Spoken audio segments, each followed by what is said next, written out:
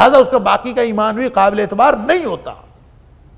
تو ایمان اور امر بالمعروف اور نہی عن المنکر، یہ دو کام ہیں، اگر کوئی شخص کرتا ہے تو خیر امت کا فرد ہے۔ ہم پہلے پڑھا ہے، عمر فاروق رضی اللہ تعالیٰ نے فرمایا کہ جس نے یہ دو شرائط پوری کر لی وہ خیر امت میں سے ہے، اور جس نے یہ شرائط پوری نہیں کی وہ خیر امت میں نہیں ہے۔ ہر شخص اپنے کردار کو اس آئینے میں دیکھ سکتا۔ اب اللہ تعالیٰ نے جب ان کی مدح کی ہے، یہ جو یہودی بیک گراؤنڈ والے مسلمان ہو گئے تو ان کی مدح کی ہے، تو اللہ نے فرمایا یہ میرٹ ان کے اندر موجود ہے، دونوں شرائط موجود ہیں۔ فرمایا یؤمنون باللہ والیوم الآخر، یہ اللہ پر ایمان بھی رکھتے ہیں، آخرت کے دن پر بھی ایمان رکھتے ہیں، گویا ایمانیات میں کامل۔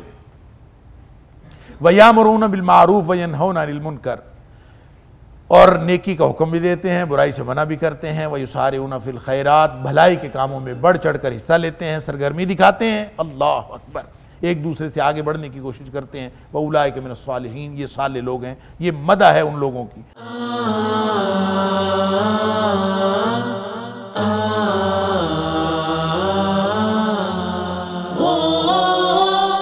پھر آگے فرمایا وَمَا يَفْعَلُوا مِنْ خَيْرٍ فَلَن يُكْفَرُوهُ، اب یہ جتنی بھی نیکی کریں گے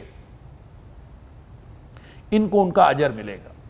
بلکہ حدیث کے اندر آتا ہے، قرآن نے تو کہا نا فَلَن يُكْفَرُوهُ، کہ ان کی ناقدری نہیں کی جائے گی، اس کا مطلب ہے قدردانی کی جائے گی۔ اور قدردانی کیا ہے؟ سورہ قصص کے اندر اللہ تعالیٰ نے فرمایا کہ اولئک یؤتون اجرہم مرتین بما صبروا، جو سابقہ نبی کی امتوں میں سے ہو اور وہ اپنے نبی پر بھی ایمان لایا ہو، بعد میں نبی کریم صلی اللہ علیہ وآلہ وسلم کی بعثت ہو گئی، پھر نبی پاک صلی اللہ علیہ وسلم پر بھی ایمان لایا، تو اللہ قرآن کہتا ہے کہ یہ وہ لوگ ہیں جن کو اللہ تعالیٰ دوہرا اجر دیتا ہے، ایک اجر اپنے نبی کی بات ماننے کا اور ایک بعد میں نبی پاک صلی اللہ علیہ وسلم کی بعثت کو تسلیم کر لینے کا، ان کو دوہرا اجر ملتا ہے۔ سابقہ ایمان ضائع نہیں جاتا، اس کا بھی اجر ملتا ہے۔ اور ایک حدیث کے اندر بھی نبی پاک صلی اللہ علیہ وسلم نے اس کی تشریح فرمائی، فرمایا کہ جن لوگوں کو دوہرا اجر ملے گا اس میں سر فہرست وہی شخص ہے کہ جو دو نبیوں پر ایمان لایا، یعنی نبی پاک صلی اللہ علیہ وسلم کی بعثت سے قبل بھی وہ ایماندار تھا، اور پھر نبی پاک صلی اللہ علیہ وسلم جب تشریف لائے تو آپ پر بھی ایمان لایا، اپنے نبی پر بھی ایمان لایا اور نبی اکرم صلی اللہ علیہ وسلم پر ایمان لایا، اس کو اللہ تعالیٰ نے دوہرا اجر، یہ دوہرے اجر کو فرمایا فَلَن يُكْفَرُوهُ، تم کر کے تو دیکھو، بھلائی سب کرتے ہیں، ان کے لیے دوہرا اجر ہے۔ اب دیکھیں نا اللہ تعالیٰ نے یہ مختلف سعادتیں مختلف لوگوں کے حصے میں دی۔ صحابہ کرام جنہوں نے نبی کریم صلی اللہ علیہ وسلم کو ڈائریکٹ دیکھا، آپ کی زیارت کی، آپ کے ساتھ رہے، آپ کے معمولات کا مشاہدہ کیا، اور نبی پاک صلی اللہ علیہ وسلم کو دیکھ کر ایمان بھی لائے، آپ پر جانیں نچھاور کرنے پر تل گئے۔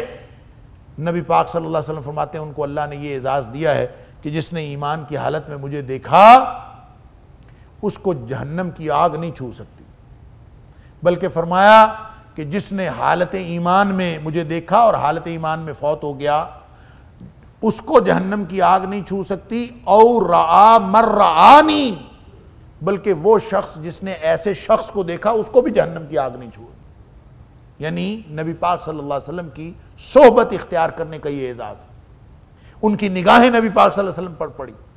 لیکن ہم جو نبی پاک صلی اللہ علیہ وسلم سے زمانی اور مکانی اعتبار سے بہت دور بیٹھے ہیں، ہم جغرافیائی اعتبار سے بھی دور ہیں، ہم زمانی اعتبار سے بھی 1500 سال ہو گیا، اللہ اکبر، نبی پاک صلی اللہ علیہ وسلم کی صحبت ہمیں میسر نہیں آئی۔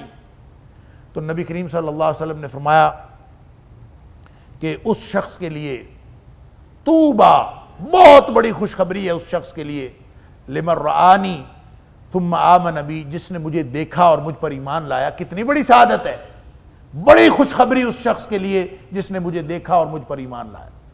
لیکن فرمایا وَطُوبَى 7 مرات، 7 دفعہ خوشخبری اس شخص کے لیے ہے، لمن لم یرانی ثم آمن بی، جس نے مجھے دیکھا بھی نہیں پھر بھی مجھ پر ایمان لایا۔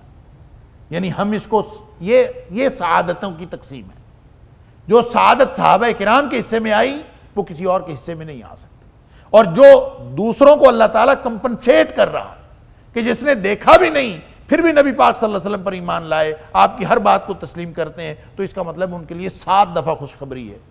اور اسی طرح جو لوگ نبی اکرم صلی اللہ علیہ وآلہ وسلم سے پہلے کسی نبی کی امت ہوئے اور انہوں نے حضرت عیسیٰ علیہ السلام کو مانا، حضرت موسیٰ علیہ السلام کو مانا، ان پر بھی ایمان لائے، اور جو ہی نبی کریم صلی اللہ علیہ وسلم کی بعثت ہوئی نبی پاک صلی اللہ علیہ وسلم پر بھی ایمان لائے، ان کو اللہ نے ایک اور درجے میں رکھا ہے، اور یہ ہے کہ اللہ ان کو دوہرا اجر عطا فرمائے۔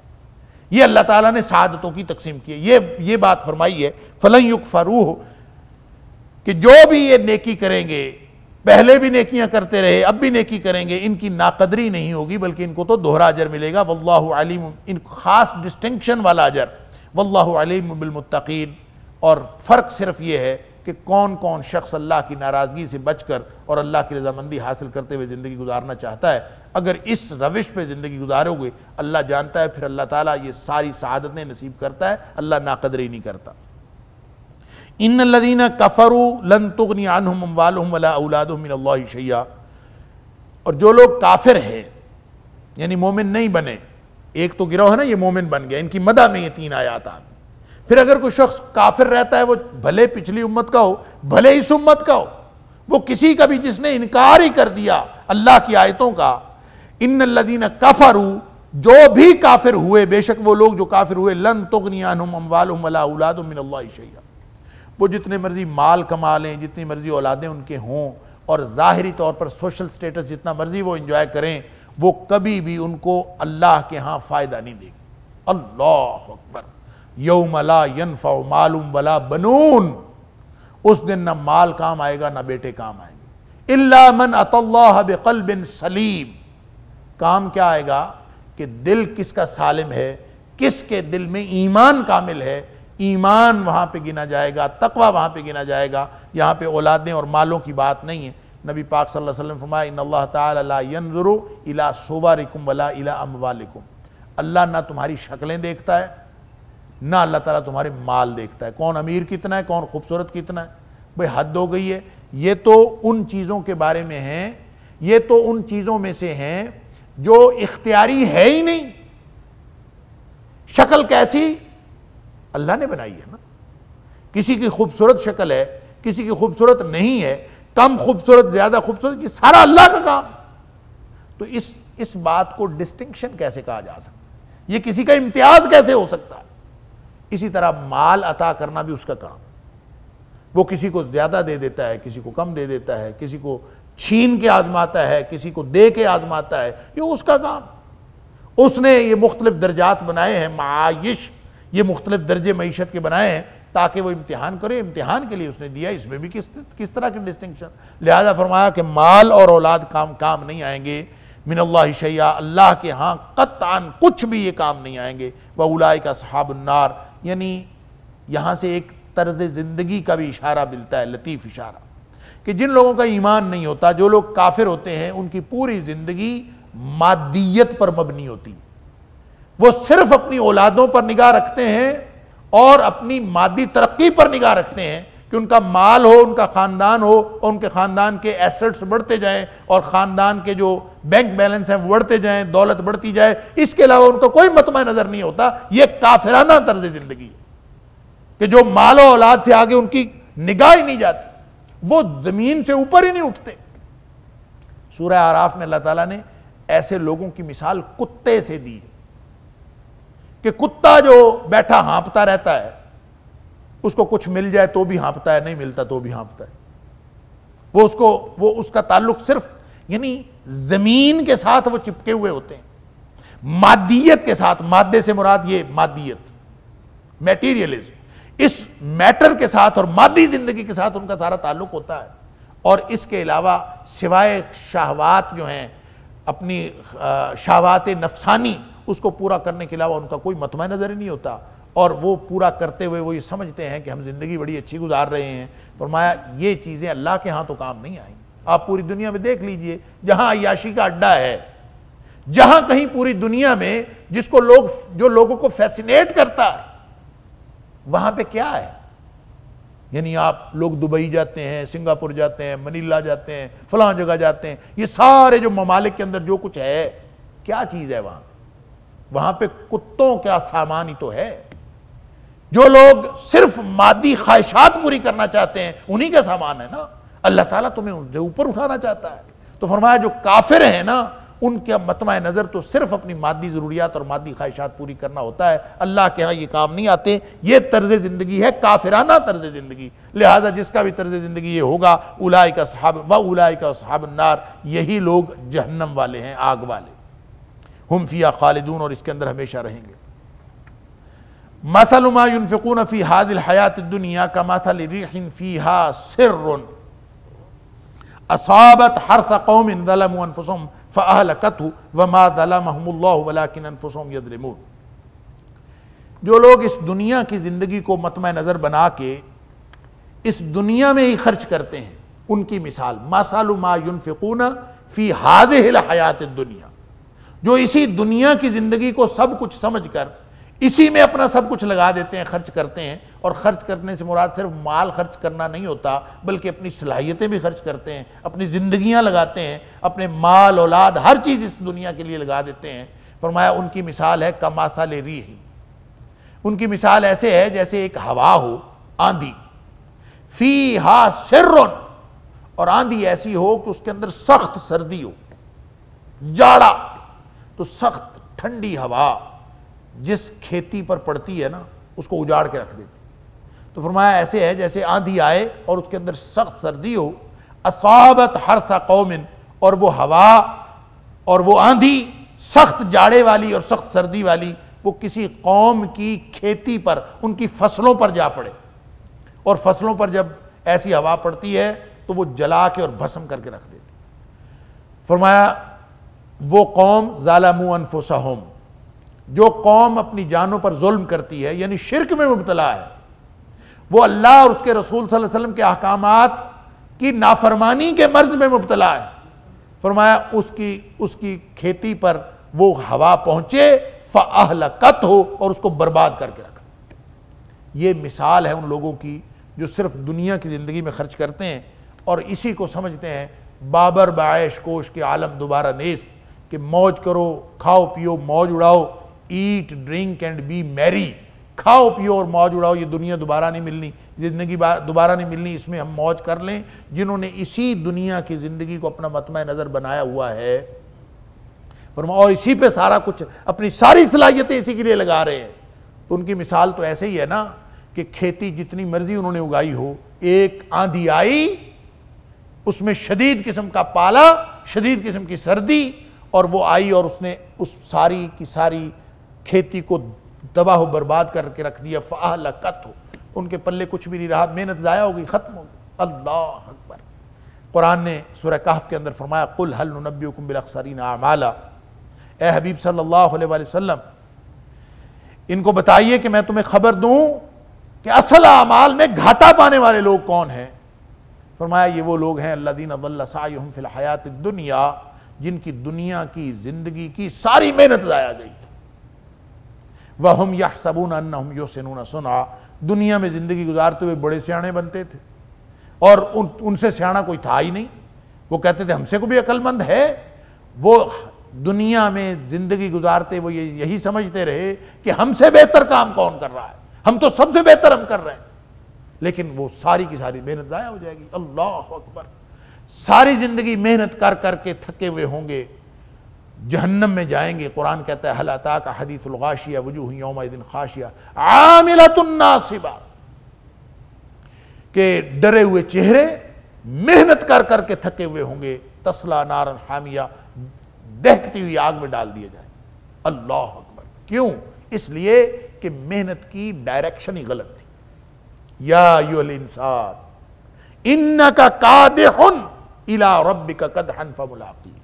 انسان یہ تو محنت مشقت کر رہا ہے نا، یہ اس مشقت کا ایک دن بدلہ ملنا ہے، اور یہ مشقت کا سفر جاری ہے اور تیرے رب کی طرف سفر جاری ہے. فملاقیہ، یہ سفر جا کے اختتام پذیر ہوگا جب رب سے ملاقات ہو جائے، اور اس دن دائیں ہاتھ میں اعمال نامہ ملے گا، بائیں ہاتھ میں اعمال نامہ ملے گا. اس دن جا کے فیصلے ہونے ہیں. اللہ اکبر. لہٰذا جو لوگ دنیا میں اپنی ساری صلاحیتیں اس دنیا کی بہتری کے لیے سب کچھ خرچ کر دیتے ہیں، قرآن نے ان کی مثال دی ہے مثل ما ينفقون فی هذه الحیات الدنیا. وہ سب کچھ اس دنیا کی زندگی کو، اصل میں یہ تصور حیات کا فرق ہے. کافر اور مومن دونوں اسی دنیا میں زندگی گزارتے ہیں۔ فرق ہے تصور حیات کا، کافر زندگی گزارتا ہے اسی دنیا کو بہتر کرنے کے لیے، مومن زندگی گزارتا ہے اس دنیا میں زندگی گزارتا ہے آخرت کو بہتر کرنے کے لیے۔ نبی کریم صلی اللہ علیہ وسلم فرمایا دنیا سجن المومن و جنت الکافر، یہ دنیا مومن کے لیے قید خانہ ہے، جیل ہے۔ تو جیسے جیل میں قیدی کبھی بھی جیل میں زندگی جیل کے لیے نہیں گزارتا، وہ ہمیشہ باہر کی زندگی کے لیے گزارتا ہے، میں باہر نکلوں گا تو یہ کروں گا اور فلاں کروں گا۔ اسی طرح مومن اس دنیا میں زندگی تو گزار رہا ہوتا ہے لیکن اس کا مطمع نظر سب کا سب آخرت ہوتی ہے، وہ ہر بات کا اجر آخرت میں لینا چاہتا ہے، وہ ہمیشہ یہ سوچتا ہے کہ میں جب یہ نکلوں گا اس دنیا سے نکلوں گا، میں آخرت میں جاؤں گا، میں اللہ سے یہ اجر لوں گا، میں اللہ سے یہ اجر لوں گا، اس کا مطمع نظر ہی یہ ہوتا۔ لہٰذا جو لوگ دنیا میں ساری صلاحیتیں کھپائے ہوئے ہیں، اپنا مال، اولاد، جان، صلاحیتیں، قابلیتیں اور سب کچھ کھپا دیا فی ہذہ الحیات الدنیا، دنیا میں، تو ان کی تو ایک دم جھٹکا ہی لگنا ہے اور پلے کچھ بھی نہیں ہونا۔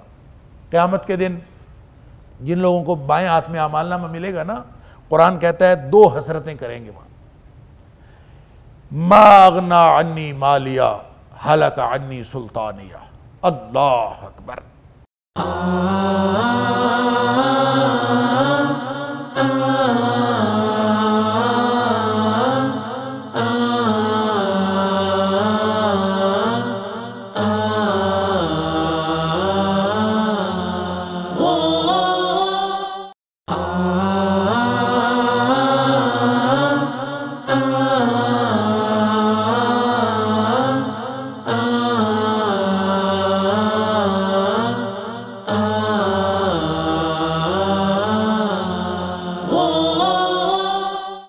کہ جس کو بائیں ہاتھ میں اعمال نامہ ملا، پہلے تو وہ کہے گا کہ کاش مجھے اعمال نامہ دیا ہی نہ جاتا، اور پھر وہ کہے گا کہ میرے مال نے مجھے کوئی فائدہ نہ دیا، اور میری چودراہٹ، سلطان کا مطلب ہوتا ہے چودراہٹ، ہلاک عنی سلطانیہ، میری چودراہٹ جو ہے وہ مجھ سے برباد ہو گئی یا مجھے برباد کر گئی، میری چودراہٹ نے مجھے مروا دیا۔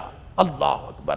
اور میرے مال نے، ساری زندگی جو مال کماتے ہیں، اللہ، اور کچھ بھی نہیں، صرف میٹیریلزم، مادی چیزیں، اور زمین میں، پوری زمین میں پوری زندگی کاروبار بڑھاتے ہیں، اپنی جائیداد بڑھاتے ہیں، اپنی راجدھانی بڑھاتے ہیں، اپنی ملکیت بڑھاتے ہیں، اور سب کا مقصد سوائے اس دنیا کی زندگی کو بہتر بنانے کے اور کچھ نہیں ہوتا۔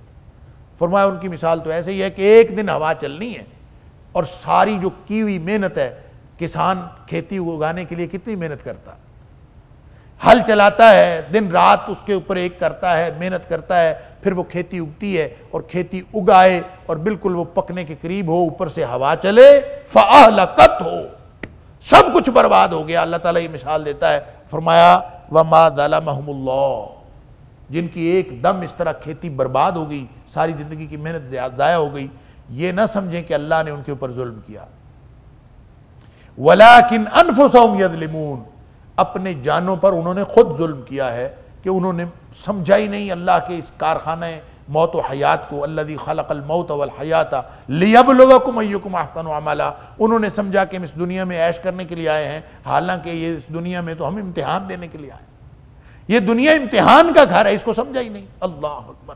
فرمایا انہوں نے اپنے آپ پر ظلم کیا ہے، اللہ نے ان کے اوپر کوئی ظلم نہیں کیا۔ یا ایھا الذین آمنوا لا تتخذوا بطانۃ من دونکم، سبحان اللہ۔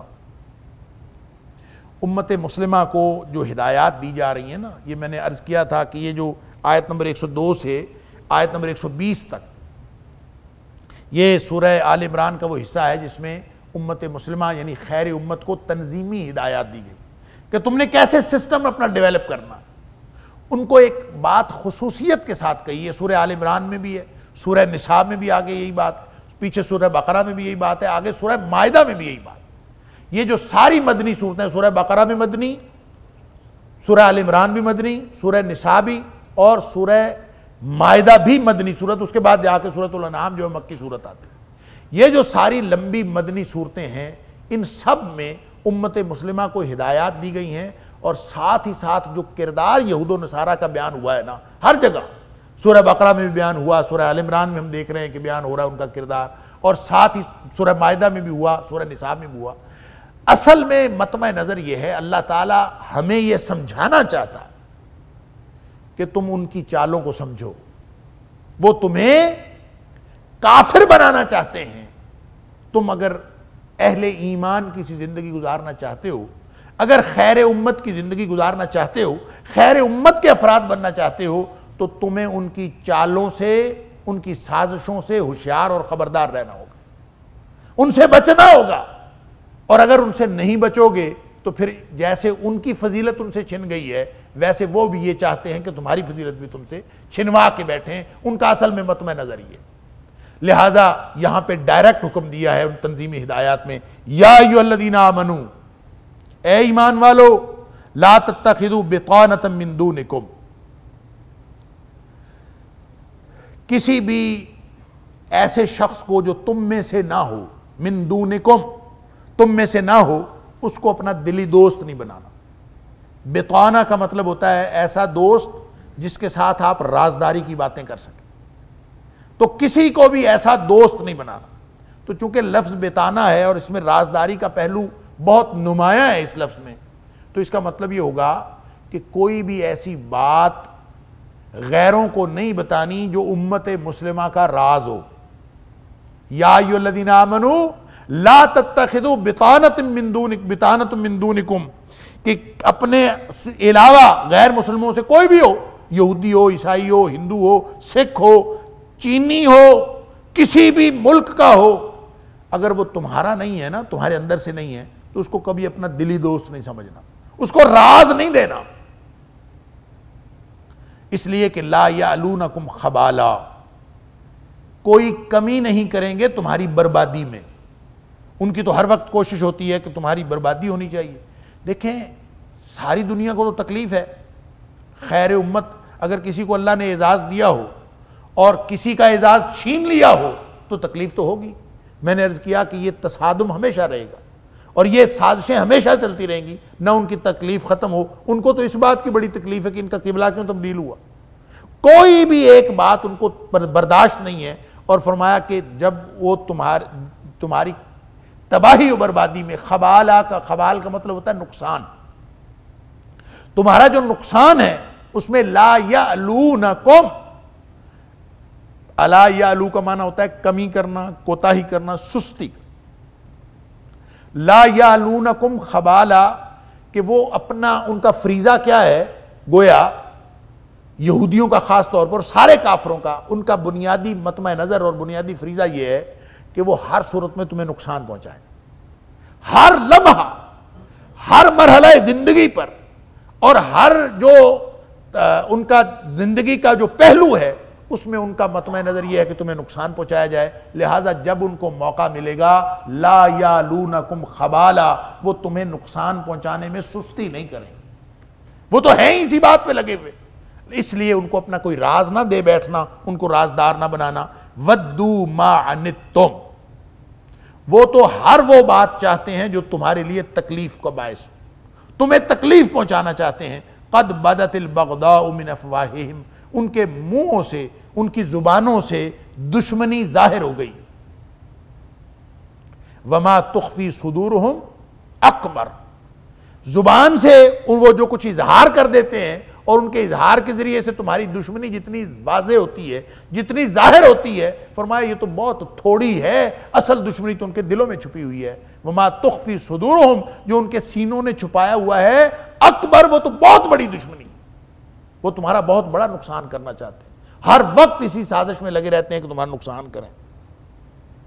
قد بینا لکم الآیات، یقیناً ہم نے واضح کر دی ہیں تمہارے لیے ساری آیات، کھول کھول کر بیان کر دی ہیں. ان کنتم تعقلون، اگر تم کچھ سمجھنے والے بن جاؤ، کوئی عقل کرنے والے بن جاؤ، ہم نے تو سب کچھ بتا دیا. اللہ اکبر.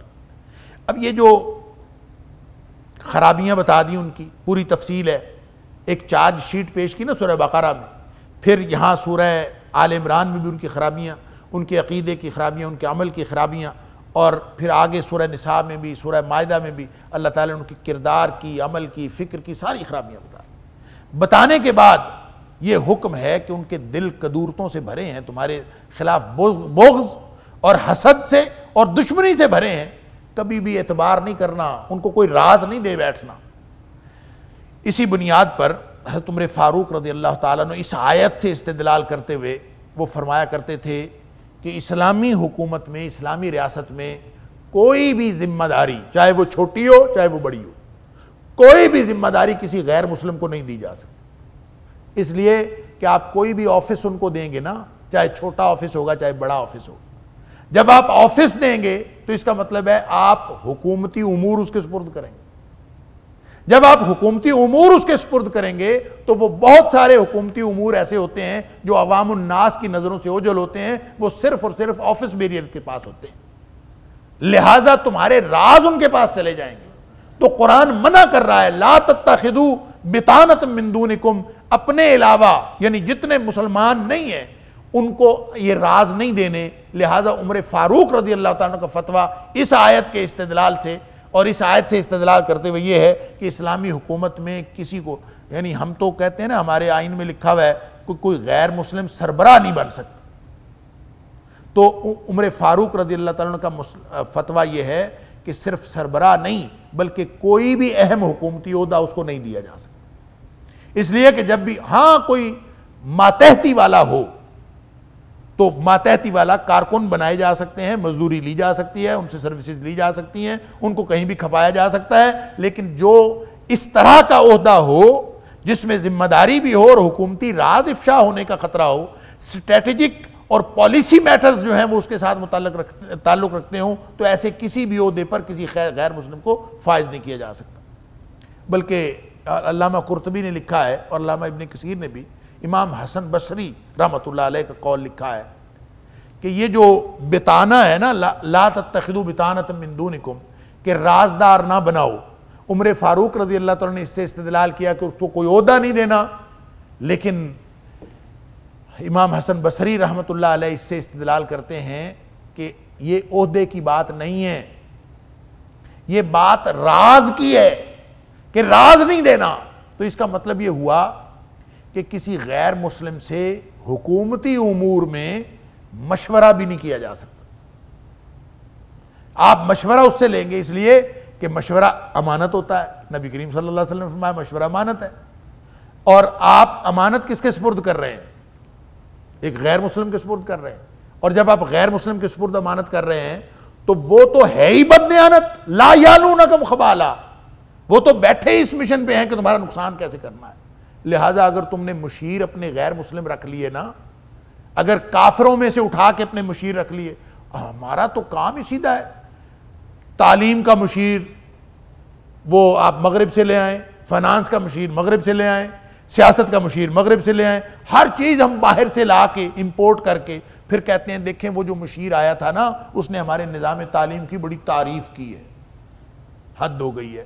لا یالونکم خبالا، قرآن کا فتویٰ یہ ہے کہ یہ ہر وہ کام کریں گے جو تمہارے نقصان والا ہو، کبھی سستی نہیں کریں گے۔ لا یالونکم، یہ نہیں فرمایا کہ تمہارا نقصان کرنے کا اندیشہ ہے، سمجھیے بات کو، یہ نہیں فرمایا کہ جب یہ کافر تمہارے امور میں دلچسپی لیں گے تو تمہارا نقصان کر سکتے ہیں، یہ نہیں فرمایا۔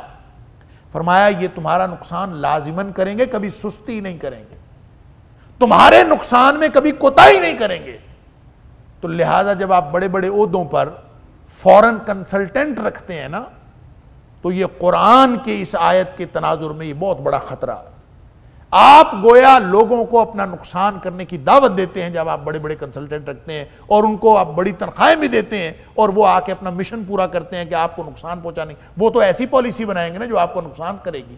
لا یالونکم خبالا، یہ قرآن کا فتویٰ ہے، اور یہ کسی ایک گروہ کے لیے نہیں ہے کہ یہ خاص مذہب کے لیے، بلکہ فرمایا من دونکم، جو بھی تمہارا اپنا نہیں ہے نا وہ کبھی تمہارا اپنا بن نہیں سکتا، اس کو اس طرح سے کبھی اپنا سمجھنا بھی نہیں۔ بلکہ علامہ قرطبی نے ایک اور بات لکھی ہے، سبحان اللہ، اس سے بھی آگے بڑھ کر وہ کہتے ہیں ابو موسیٰ اشعری رحمۃ اللہ علیہ رضی اللہ تعالیٰ عنہ، حضرت ابو موسیٰ اشعری رضی اللہ تعالیٰ عنہ، انہوں نے ایک کاتب رکھا تھا، سیکریٹری، وہ غیر مسلم تھا، غیر مسلم سیکریٹری رکھا تھا۔ انہی دنوں میں پھر آہستہ آہستہ امت مسلمہ کے حالات خراب ہوتے چلے گئے اور امت مسلمہ کے اندر فتنے پیدا ہوتے چلے گئے، اللہ اکبر۔ اور ابو موسیٰ اشعری رضی اللہ تعالیٰ عنہ نے یہ سیکریٹری رکھ لیا تھا ابتدائی دنوں میں نبی پاک صلی اللہ علیہ وسلم کے بعد، تو صحابہ کرام کہا کرتے تھے کہ یہ جو حالات کی خرابی کی وجہ ہے، علامہ قرطبی لکھتے ہیں کہ وہ یہ کہا کرتے تھے کہ حالات کی خرابی کی وجہ ابو موسیٰ اشعری کا کاتب ہے، کہ وہ غیر مسلم تھا، اس کو اپنے امور میں اس کو دخیل کیا اور اس نے سارے کے سارے امت مسلمہ کے احوال بگاڑ کے رکھ دیے، اس لیے کہ جب قرآن نے کہہ دیا کہ یہ تمہارا نقصان پہنچانے میں، تمہاری بربادی میں کوئی کوتاہی کریں گے ہی نہیں، تو کسی کا انڈیویجول کا سیکریٹری ہو یا کسی آرگنائزیشن کا سیکریٹری ہو یا کسی بھی حکومتی عہدے پر جب غیر مسلم ہوگا تو وہ ہمیشہ امت مسلمہ کا نقصان کرے گا، کبھی وہ فائدہ نہیں دے سکتا، لہٰذا ان سے کبھی توقع رکھنا کہ یہ فائدہ کریں گے سوال ہی پیدا نہیں ہوتا۔ بھائی بات یہ ہے کہ جتنے بڑے بڑے معاہدے ہوتے ہیں، جتنی بڑی بڑی لوگوں کے ساتھ ڈیلز ہوتی ہیں، اس میں جب تک فورن پالیسی کے اندر، خارجہ پالیسی کے اندر قرآن کو بنیاد کے طور پر نہیں رکھا جائے گا، امت مسلمہ نقصان سے بچ نہیں سکتی۔ آپ جتنے بھی خارجہ پالیسی کے اصول بناتے جائیں، اب قرآن یہاں پہ اس خارجہ پالیسی کے اصول بتا رہا، خرابیاں بتائی ہیں، پھر بتایا کہ اس سے ان سے بچنا ہے، فرمایا ہاں انتم اولائی تحبونہم ولا یحبونکم، تمہیں بتا دیا گیا کہ یہ لوگ بدبخت تمہارے دشمن ہیں، تمہاری دشمنی میں اور نقصان میں کوئی کمی نہیں چھوڑیں گے، لیکن تم لوگ وہ ہو، ہاں انتم، تم تو وہ ہو، اولائی وہ لوگ، تحبونہم، پھر بھی ان سے محبت کی پینگیں بڑھاتے ہو، بڑی محبت ہے تمہیں ان سے، ولا یحبونکم، یہ نہ سمجھیں کہ یہ تم جب محبت کی بات کرتے ہو تو وہ بھی تم سے محبت کرتے ہیں، وہ نہیں کرتے۔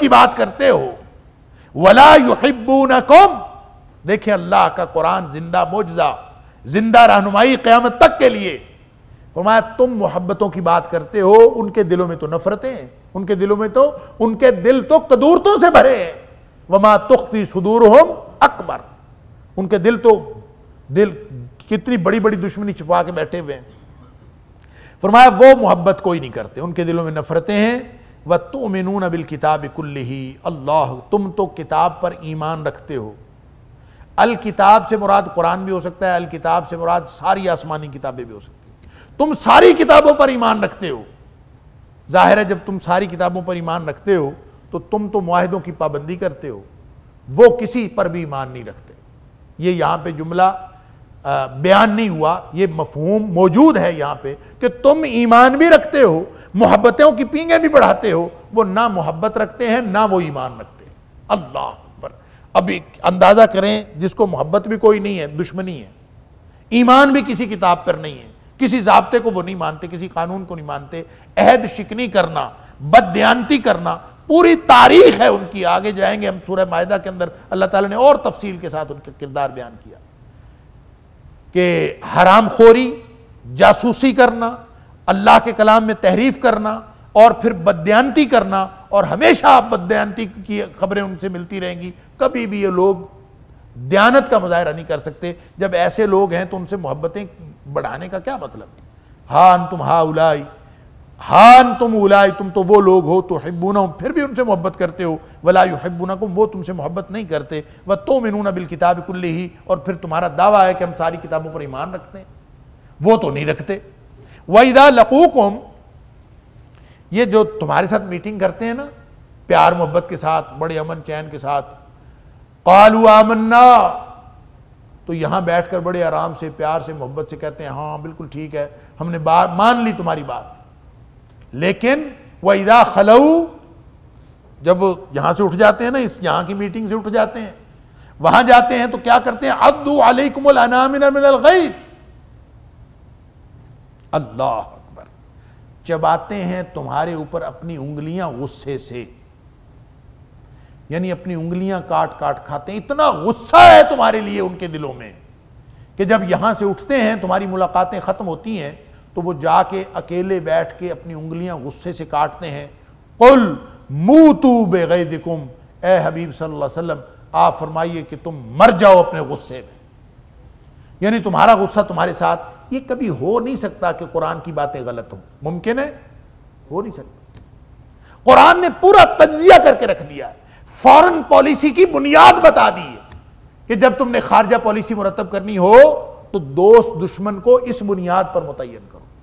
کون تمہارا دوست ہے کون نہیں ہے، اصول بتائے جا رہے ہیں.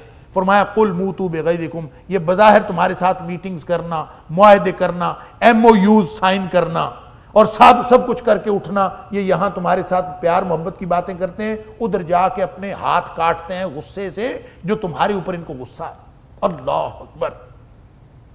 فرمایا ان کو کہو کہ تم اپنے غصے میں خود ہی مر جاؤ. ان اللہ علیم بذات الصدور، اللہ سینوں کی باتیں بھی جانتا ہے. جو کچھ سینوں میں ہے اللہ تعالیٰ وہ بھی جانتا ہے. ہم نہیں جانتے، ظاہر ہے ہم تو ظاہر کے پابند ہیں نا. تو جب ظاہر کے پابند ہیں تو پھر ہم اللہ کی بات مان لیں. اللہ تعالیٰ نے فرما دیا کہ یہ کبھی بھی تمہارے دوست نہیں ہو سکتے، اور اس لیے سورۃ المائدہ کے اندر بھی فرمایا کہ جو بھی ان کے ساتھ دوستی کرے گا وہ انہی میں سے ہو جائے گا. سورۃ المائدہ میں یہ فرمایا جو ان کے ساتھ دوستی کرے گا وہ انہی میں سے ہو جائے گا. وَمَن يَتَوَلَّهُم مِّنكُمْ فَإِنَّهُ مِنْهُمْ، جو تم میں سے ان کے ساتھ دوستی کرے گا، ان کے ساتھ محبت کی پینگیں بڑھائے گا، وہ انہی میں سے ہے. ان کے غصے کو تم نہیں ختم کر سکتے، ان کی قدورتوں کو، نفرتوں کو، غیظ کو، اور اندر جو دشمنی رکھتے ہیں چھپی ہوئی تم ختم نہیں کر سکتے. اللہ اکبر. وہ اپنے غصے میں رہیں، آپ کہہ دو اپنے غصے میں مر جاؤ، ہمارا تمہارے ساتھ کوئی تعلق نہیں. ان تمسسکم حسنۃ تسؤہم وان تصبکم سیئۃ یفرحوا بہا. سبحان اللہ. خارجہ پالیسی کا ایک انتہائی اہم اصول بتایا جا رہا ہے. سن لیجئے، دوست دشمن کی پہچان. کسی کے ساتھ ہماری دشمنی ہمالیہ سے اونچی ہے، کسی کے ساتھ ہماری دوستی ہمالیہ سے اونچی. بنیاد کیا ہے؟ اپنے مفادات، اپنے ذاتی اسیسمنٹس. اللہ کے قرآن سے پوچھیں ہمارا کون دوست ہے. دیکھیں دوست دشمن مسلمانوں میں سے بھی ہو سکتا ہے، غیر مسلموں میں سے ہو سکتا ہے. فارن پالیسی مرتب کرتے وقت قرآنی اصولوں کو اگر ملحوظ رکھا جائے تو ایک اہم بنیادی اصول یہ ہے کہ دوست دشمن کی پہچان کرو، اور اس کی پہچان کا طریقہ بڑا سادہ طریقہ ہے. ان تمسسکم حسنۃ تسؤہم. جب تمہیں تمہارے ملک کو یا تمہاری امت کو کوئی اچھی بات پہنچے، ان تمسسکم حسنۃ، کوئی بھی اچھی بات تمہیں پہنچے، تسؤہم، تو ان کو تکلیف ہوتی ہے. تو آپ دیکھ لیں پوری دنیا میں کس کس کو تکلیف ہوتی ہے. تمہاری اچھائی سے کون کون تکلیف میں مبتلا ہوتا ہے، وہ تمہارا دشمن ہے، وہ کبھی دوست نہیں ہو سکتا. اللہ اکبر. وَإِن تُصِبْكُمْ سَيِّئَةٌ، اور اگر تمہیں کوئی برائی پہنچے، یفرحوا بہا، تو جو خوشیاں مناتے ہیں وہ کبھی تمہارے دوست نہیں ہو سکتے. تمہاری برائی سے خوش ہونے والے، تمہاری اچھائی سے منہ بنا لینے والے اور پریشان ہو جانے والے اور جن کو تکلیف میں مبتلا ہو جانے والے، وہ کبھی تمہارے دوست نہیں ہو سکتے. اس بنیاد پر اپنے دوست دشمن کی پہچان کرو. یہ پہچان کا طریقہ قرآن بتا رہا ہے کہ پوری دنیا میں دیکھو کون تمہیں پاکستان کی جو داخلی استحکام جو پاکستان کا ہے، یا کسی بھی بلاد اسلامیہ میں سے کوئی بھی اسلامی ملک، اس کا جو داخلی استحکام ہے یا امت اسلامیہ کا باہمی اتحاد ہے، کس کس کو پسند ہے؟ کون کون خوش ہوتا ہے تمہارے اتحاد پر، اور کس کس کو تکلیف ہوتی ہے؟ یہاں تو تم اسلامک سمٹ کانفرنس کر دیتے ہو تو ساری دنیا ان سارے لیڈروں کو چن چن کے مرواتی ہے کہ کس کس نے اتحاد کی بات کی. آپ کو پھر بھی سمجھ نہیں آتی. تمہاری کوئی اچھی بات ان کو برداشت ہی نہیں ہوتی. یاد ہے نا 1974 میں ہم نے ایک کانفرنس کی تھی، عالمی اتحاد کی ایک بنیاد رکھی تھی. ایک ایک بندہ، آپ اس کے سارے کردار دیکھیں، جس ملک کا جو سربراہ تھا تقریباً سارے ہی قتل ہوئے، اور اس بنیاد پر ہوئے ہیں کہ یہ اتحاد کی بات کرتے ہیں. کس کو تکلیف ہوئی تھی؟ تو قرآن اصول بتاتا ہے ان تمسسکم حسنۃ تسؤہم، تمہاری اچھائی سے، کسی اچھی بات سے جس کو تکلیف ہوتی ہے اس کو پہچان کے رکھو. تمہاری برائی سے تمہیں کوئی تکلیف پہنچے، کوئی بری بات پہنچے، اس سے جس کو خوشی ہوتی ہے اس کو پہچان کے رکھو. تو باقی رہی بات یہ کہ جب تم اس بنیاد پر خارجہ پالیسی مرتب کرو گے تو پھر نقصان ہوگا؟ کوئی نقصان نہیں ہوتا. جس چیز نے تمہیں نقصان سے بچانا ہے نا، یہ ان کے ساتھ کیے ہوئے معاہدے نہیں ہیں. نقصان سے بچانے والی چیز ہے وَإِن تَصْبِرُوا وَتَتَّقُوا. اگر تم اللہ کے ساتھ جڑے رہو گے نا، وَإِن تَصْبِرُوا، اگر تم اللہ کے دین پر ڈٹے رہو گے. صبر کا معنی ہوتا ہے ڈٹے رہنا. وَإِن تَصْبِرُوا، تمہارا موقف درست ہو، تمہارا عمل درست ہو، تمہاری پالیسی درست ہو، پھر تم اس پر ڈٹے رہو. وَتَتَّقُوا، اور زندگی کی بنیادیں، زندگی کے ہر عمل کا جو جہت ہے، اس کا رخ ہے، وہ یہ متعین کرو کہ میں نے اللہ کی ناراضگی سے بچنا ہے اور اللہ کی رضامندی حاصل کرنا. یہ ہے تتقو کا معنی. ان تصبروا وتتقوا، یہ دو اصول اپنا لو. فرمایا لا یضرکم کیدہم شیئا، یہ ساری دنیا مل کر تمہارے خلاف منصوبہ بندی کر لے، تمہیں ان کا کوئی بھی منصوبہ نقصان نہیں پہنچا سکتا. لا یضرکم کیدہم شیئا، گارنٹی کون دے رہا ہے؟ وہ جو ان اللہ علی کل شیء قدیر ہے. مالک الملک گارنٹی دے رہا کہ تم اپنی خارجہ پالیسی ان بنیادوں پر استوار تو کرو، پھر گارنٹی ہے کہ یہ تمہیں کبھی نقصان نہیں پہنچا سکتے. ساری دنیا بھی مل جائے، لا یضرکم کیدہم شیئا، پریشان نہیں ہونا کہ ہم نے اس بنیاد پر دنیا سے ہم تنہائی کا شکار ہو گئے ہیں، ساری دنیا ہمارے خلاف ہو گئی ہے. ہو جائے خلاف، اگر تمہاری پالیسی کی بنیادیں درست ہیں اور بنیادیں قرآنی بنیادیں ہیں تو پھر انشاءاللہ اللہ کی گارنٹی ہے کہ لا یضرکم کیدہم شیئا، یہ تمہارا ککھ بھی نہیں بگاڑ سکتے، کچھ بھی تمہارا نقصان نہیں کر سکتے. ان اللہ بما یعملون محیط، اللہ تعالیٰ ان ساری باتوں، ان سارے کاموں، ان سارے منصوبوں کو گھیرنے والا ہے اور احاطے میں لیے ہوئے ہے. جو کچھ بھی وہ کر رہے ہیں ان کی کوئی بھی بات اللہ کے احاطہ قدرت سے باہر نہیں ہے. ہر چیز ان کی اللہ کے احاطے میں ہے. تمہیں پریشانی ہوتی ہے کہ اوہ یہ تو چاند پر پہنچ گئے، تمہیں پریشانی ہوتی ہے کہ جناب ان نے ٹیکنالوجی میں ترقی کر لی، تمہیں پریشانی یہ ہوتی ہے کہ وہ تمہیں دھمکی لگاتے ہیں ہم تمہیں پتھر کے دور میں پہنچا دیں گے، تمہیں پریشانی یہ ہوتی ہے کہ ان کے پاس تو ہیلی کاپٹر ایسے ہیں جو ریڈار میں نہیں آتے، تمہیں یہ پریشانی ہوتی ہے کہ ان کے پاس اتنے دور مار میزائل ہیں، تمہیں یہ ساری پریشانی ہے کہ وہ اپنے گھر میں بیٹھ کے تمہارے اوپر حملہ آور ہو جائیں گے، یا تمہیں ان کی جاسوسی کے نظام سے پریشانی ہے. کس بات کی پریشانی؟ پریشان تو وہ ہو جس کا اللہ نہ ہو، اور جس کا اللہ ہے. اور اللہ تعالیٰ فرماتا ہے کہ ان اللہ بما یعملون محیط، اللہ تعالیٰ ان کے ساری سرگرمیاں، ان کے سارے منصوبے، ان کے سارے کام، جتنی بھی انہوں نے پلاننگ کر لی ہوئی ہے، اللہ تعالیٰ سب کا احاطہ کرنے والا ہے. دیکھیں آپ کس چیز کو، وہ کہتے ہیں جی ان کے پاس تو اتنے بڑے بڑے سیٹلائٹس ہیں اور اتنے جاندار اور قوت والے کہ وہ زمین پر کہیں کسی جگہ پہ سوئی پڑی ہوئی ہو نا تو وہ بھی دیکھ لیتے ہیں. اللہ اکبر، سوئی بھی دیکھ لیتے ہیں. جاسوسی کا نظام ان کا بڑا شاندار ہے. ہر چیز ان کے یہ اس وقت جو ورلڈ وائڈ ویب WWW، یہ جو انٹرنیٹ کا نظام ہے، یہ عالمی جال یہ بچھایا ہی ہمیں کیپچر کرنے کے لیے. ہماری ہر چیز وہ ان کی جاسوسی کی لسٹ کے اوپر موجود ہے. ہر چیز جو ہے وہ ان کے سامنے ہے. ہماری تو کوئی چیز چھپی ہوئی نہیں ہوئی. ان کے سیٹلائٹس کے ذریعے ہم سب ان کی مانیٹرنگ کے اور سرویلنس کے نظام کے اندر ہم کدھر جائیں؟ پریشانی ہوتی ہے نا، ہم کدھر جائیں کہ ہر چیز ہماری اس کے ہاتھ میں ہے. حتیٰ کہ مجھے کوئی ماہر بتا رہا تھا کہ جو پاکستان کا جو نادرا کا نظام ہے نا، اس میں یہ کمپیوٹرائزڈ شناختی کارڈ ہم ڈالتے ہیں تو ایک شناختی کارڈ نمبر ڈالنے سے جتنی معلومات آتی ہیں 22 قسم کی معلومات ایک شخص کے بارے میں یہ سسٹم دے دیتا ہے اسی وقت. اور یہ دنیا کا موسٹ سوفسٹیکیٹڈ نظام ہے، اور یہ مسلمانوں کو اس لیے دیا ہے کہ کیونکہ ان کی جاسوسی کرنی. کوئی بتا رہا تھا کہ 25,000 روپے سے زائد جو بھی آپ ٹرانزیکشن کرتے ہیں نا، بینک سے پیسے کا لین دین، پیسے ٹرانسفر کیے یا چیک کہیں جمع کروایا، تو اس کی لسٹ الگ بنتی ہے. 25,000 تک معاف ہے، اس کی لسٹ الگ بنتی ہے، اور اس لسٹ کی مانیٹرنگ سارے کے سارے مغربی ادارے کر رہے ہیں اور امریکی ادارے کر رہے ہیں. اس کی آپ اندازہ کریں ہم کدھر جائیں، گویا ہم پورے نظام کے اندر جکڑے ہوئے ہیں۔ تو پریشانی کی بات یہ نہیں ہے، پریشانی کی بات یہ ہے کہ ہم اپنے اللہ سے ٹوٹے ہوئے ہیں۔ اللہ سے اگر ہم جڑے ہوئے ہوں تو اللہ گارنٹی دے رہا ہے کہ ان تصبروا وتتقوا لا یضرکم کیدہم شیئا، تمہارے سر پہ بھی بیٹھے ہوں گے نا تو تمہارا نقصان نہیں کر سکتے۔ جتنی بڑی پلاننگ ایک اکیلے ابراہیم علیہ السلام کے خلاف کی تھی سارے نمرودیوں نے، اور اکیلے بیچارے ان کو پکڑ کے آگ میں پھینک دیا، آگ کا الاؤ دہکانے میں بھی کوئی کمی نہیں چھوڑی تھی، اور پھینک بھی دیا تھا۔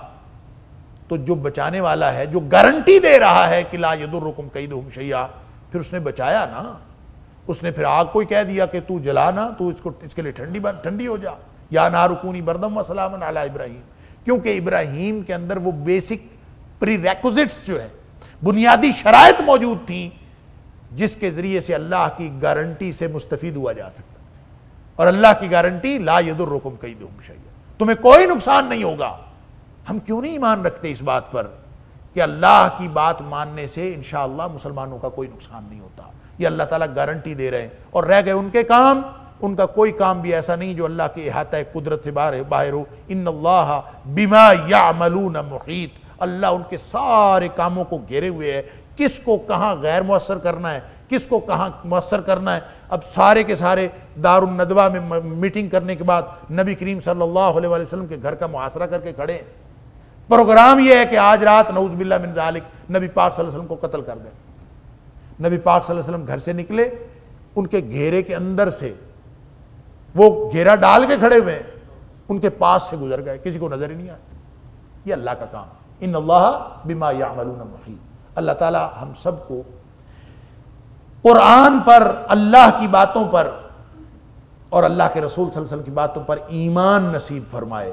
جب ایمان آئے گا تو پھر عمل کی بنیاد بنیں گی۔ اللہ تعالیٰ مجھے اور آپ کو قرآن سمجھنے اور عمل کرنے کی توفیق عطا فرمائے۔ وآخر دعوانا الحمدللہ رب العالمین۔